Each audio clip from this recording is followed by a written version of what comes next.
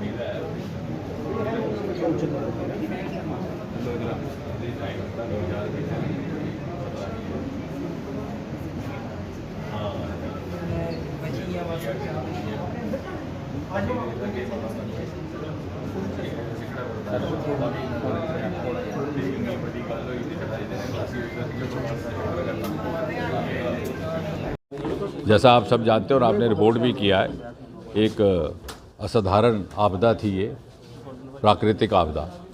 और ऐसी के जैसा मुझे लगता है कि हम लोगों के जीवन काल में जिसने कभी किसी ने न देखी ना सुनी, इस तरह कभी अनुभव नहीं हुआ इस क्षेत्र में। और हाल ही में जो इस प्रकार के क्लाउड बर्स्ट होते रहे, हिमाचल प्रदेश में भी हुआ, उत्तराखंड में भी हुआ, उसकी तुलना में ये बहुत बड़ी मात्रा में एक डिज़ास्टर इंसिडेंट था।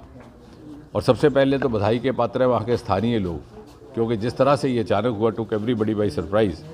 किसी के पास इसकी तैयारी ना थी, ना प्रशासन के पास, ना सुरक्षा बलों के पास, ना वहाँ के स्थानीय अधिकारियों के पास। लेकिन वहाँ के लोगों ने तुरंत राहत का काम प्रारंभ किया और सबसे पहली सूचना भी वहाँ से ही वहाँ के प्रतिनिधियों ने देनी शुरू की। मुझे भी सबसे पहला फ़ोन वहीं के स्थानीय विधायक सुनील शर्मा जी ने किया, उसी 5 मिनट के भीतर।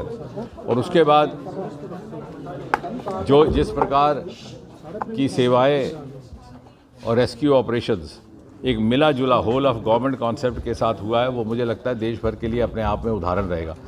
उसमें पैरामिलिट्री फोर्सेस भी शामिल है, सीआरपी भी है, बीएसएफ भी है, इंडियन आर्मी भी है, इंडियन एयरफोर्स भी है, लोकल एडमिनिस्ट्रेशन तो ही है, जम्मू कश्मीर पुलिस के डीजीपी वहाँ स्वयं कैंप कर रहे हैं, डिवीजनल कमिश्नर हैं। और इतना ही नहीं, बीआरओ भी, क्योंकि पहले दिन रेस्क्यू ऑपरेशंस के बाद हमें ये महसूस हुआ कि बहुत सारा ऐसा मलबा है जिसको हटाने के लिए केवल बीआरओ के पास इक्विपमेंट रहता है, क्योंकि जब वो सड़क निर्माण करते हैं तो उन्होंने भी अपना इक्विपमेंट वहाँ पर उपलब्ध कराया। तो कहने का तात्पर्य है कि इसमें किसी तरह की कोई कमी नहीं रही किसी भी संस्था की ओर से। प्रधानमंत्री मोदी जी स्वयं इसका जायज़ा ले रहे हैं। पहले ही दिन उन्होंने एक बैठक बुला करके ब्रीफिंग ली। कल उन्होंने मुख्यमंत्री लेफ्टिनेंट गवर्नर से बात की, समय समय पर उसकी समीक्षा हो रही है। और जब प्रधानमंत्री व्यक्तिगत जब रुचि लेते हैं तो सारी की सारी प्रणाली संचालित हो जाती है, स्वयं ही ऊर्जावान हो जाती है। जहाँ तक मृतकों का ताल्लुक है, अलग अलग चैनल्स अलग अलग आंकड़े दे रहे हैं, लेकिन औपचारिक तौर पर हमें कल रात तक, क्योंकि रात को भी ऑपरेशन जारी रहे, 53 बॉडीज़ वहाँ से हम निकाल पाए। उनमें से 4 अभी आइडेंटिफाई होनी बाकी है, बाकी आइडेंटिफाई भी हो गई। तो औपचारिक तौर पर 53 बॉडीज़ हैव बीन रिकवर्ड, तो उसको हम ऑफिशियली डेड कह सकते हैं।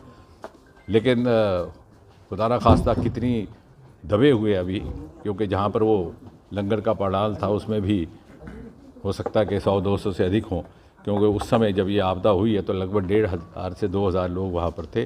कुछ लोग लंगर के भीतर, कुछ बाहर पंडाल में, और कुछ यात्रा के लिए कूच कर रहे। और इसी के साथ साथ जो लोग बह गए होंगे बदकिस्मती से, उनकी भी संख्या लगानी अभी कठिन रहेगी। जो स्थानीय वहाँ के मृतक थे उनका एक संस्कार परसों ही किया गया चिनाब के किनारे। और यहाँ पर अस्पताल में हम रात को वहीं थे, अभी आज तुरंत यहाँ पर आना हुआ। प्रशंसा के पात्र है यहाँ के प्रिंसिपल डॉक्टर आशुतोष और उनकी सारी की सारी टीम। इन्होंने न केवल चिकित्सकों के रूप में काम किया है, बल्कि सेवादारों के रूप में भी सारे नर्सिंग स्टाफ ने, सारे असिस्टेंट स्टाफ ने, उन सभी लोगों की, क्योंकि वो पैनिक स्टेट में थे। बहुत सारे लोगों को बहुत सारी गंभीर चोटें बहुत गंभीर चोटें नहीं है, लेकिन मनोवैज्ञानिक जो यकदम प्रभाव हुआ, जो शॉक इफेक्ट होता है, उसको निकालने के लिए जो इनकी तरफ से सहयोग और काउंसलिंग की गई वो भी सराहनीय है। इस समय भी यहाँ पर 67 यानी 67 डेटा पूरा है। नहीं, कोई बात नहीं, उसकी ज़रूरत नहीं है इनको, ये कि विद्वानों के लिए है, आप और मेरे जैसों के लिए। तो कुल मिलाकर के 67 थे, 67, जिसमें से 5 इन्होंने डॉक्टर साहब ने पहले ही डिस्चार्ज कर दिए। अभी हमने राउंड करके देखा कि 15 को और को कर देंगे, तो फिर घट करके हो जाएंगे आपके 52। हाँ, और मुझे लग रहा है कि धीरे धीरे, क्योंकि बहुत सारे लोगों को सॉफ्ट टिश्यू इंजरीज है, कहीं एक आध फ्रैक्चर्स हैं, क्योंकि वो मलबा जो था वो ज़्यादा मट्टी और कीचड़ से भरा था, तो इतनी गनीमत है कि उसमें पत्थर और चट्टानें नहीं थी, तो हेड इंजरीज नहीं हो पाई, कोई बहुत ज़्यादा हार्ड इंजरीज नहीं हुई। और इंजरी से ज़्यादा साइकोलॉजिकल इफेक्ट है बच्चों में भी और दूसरों में। तो मुझे लगता है कि जब उनको डिस्चार्ज किया जाएगा तो फीलिंग ऑफ वेलबींग आती है परिवार में जा कर के। तो इसलिए अभी डॉक्टर साहब के साथ यही इनको मशवरा दिया और अभी यही फैसला हुआ कि हम धीरे धीरे इनको आहिस्ता आहिस्ता इन लोगों को डिस्चार्ज करेंगे। हमारा एक और भी मकसद यहाँ आने का ये भी था कि कोई और बाहर शिफ्ट करने की ज़रूरत तो नहीं है, लेकिन ऐसा मुझे इस बात का बड़ा संतोष है कि इस तरह की कोई बात है नहीं, क्योंकि मोस्टली सॉफ्ट चीज़ उसमें कई बार उसमें दर्द ज़्यादा होता है मरीज़ को, कई बार देखने में, चाहे मुंह के ऊपर जख्म है तो देखने में थोड़े काफ़ी देर तक लगेगा कि बहुत ज़्यादा चोट लगी है, लेकिन इंटरनल इंजरी नहीं रहती। We are in touch with doctor PJ Chandigarh. हाँ, वो तो अगर कुछ एक रादर टीम भी भेजी थी, they also had a big survey और हमें मगर दे सेटिस्फाइड की अगर हम तो इस तैयारी के साथ आए थे कि ज़रूरत होगी तो हम चॉपर सर्विसेज को भी एक्टिवेट करेंगे, लेकिन इस तरह से कुछ नहीं है। मुझे लगता है कि हम सब का ये फ़र्ज़ है कि हम उनको रीअश्योरेंस दें।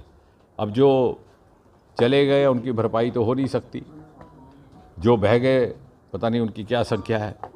अभी सफाई का काम चल रहा है डेबरी का, क्योंकि वहाँ इतनी ज़्यादा मिट्टी भरी हुई है, रात भर SDRF और NDRF की टीमें अभी भी वहाँ पे तैनात हैं। लेकिन जो सहायता उपलब्ध हो सकती है वो सारी की सारी कराई गई है, और आगे भी कुछ आवश्यकता रही तो वो भी की जाएगी। और मुझे लगता है कि हम सब के लिए, सारे समाज के लिए ये एक सिर्फ इन भाई बहनों के लिए नहीं बल्कि हम सब के लिए एक परीक्षा की घड़ी है। इसीलिए हम सब भी चूँकि, और फिर ये मैंने तो कल जैसे कहा कि natural calamity coupled with natural constraints, एक ऐसी अनहोनी बात कि उस समय हवाई जहाज़ और हेलीकॉप्टरों ने चलना बंद कर दिया, मौसम नासाज हो गया। कल रात तक, बल्कि आज भी उधमपुर हवाई अड्डे पर हमारे 2 इंडियन एयरफोर्स के हेलीकॉप्टर्स रेस्क्यू मटीरियल लेकर के खड़े हैं, वो टेक ऑफ नहीं कर पा रहे। लेकिन रातों रात परसों ही गाड़ियाँ भेज दी गई इक्विपमेंट के साथ, और किसी तरह की कमी नहीं रहने दी गई है। और डॉक्टर साहब, आप शुरुआती दौर से इस घटना पर अपनी नज़र बनाए रखे हुए हैं, और जो लोग वहां पर अपनी जानें गंवा बैठे हैं, जो लोग घायल हुए, उनको आपसे बहुत ज़्यादा उम्मीदें हैं, क्योंकि कल भी जिस तरह से आपका चॉपर जब वहां पर नहीं पहुंच पाया तो आप बाय रोड वहां तक पहुंचे, लोगों की तकलीफ को सुना। आज आप GMC जम्मू में यहाँ पर पहुंचे थे, सर क्या कुछ कंपनसेशन वगैरह है इस पर? नहीं, मैं ये कहूँगा कि अपेक्षा से ज़्यादा दिया जाएगा, उसमें कोई कमी नहीं रखी जाएगी। प्रधानमंत्री जी ने स्वयं इस बात का आश्वासन दिया, और केंद्र शासित प्रदेश की ओर से भी कोई इस प्रकार की कोई रिजर्वेशन या उसमें कोई दूसरी सोच की बात नहीं है, कोई सेकंड थॉट नहीं है।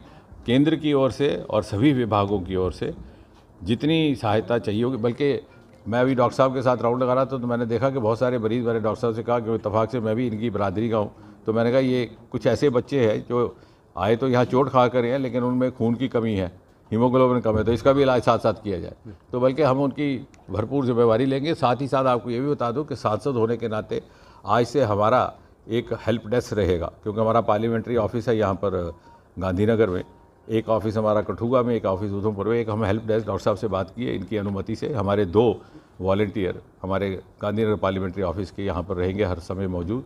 कोई और किसी चीज़ की आवश्यकता होगी तो मेरे साथ भी संपर्क रखेंगे और वो उपलब्ध भी कराएंगे।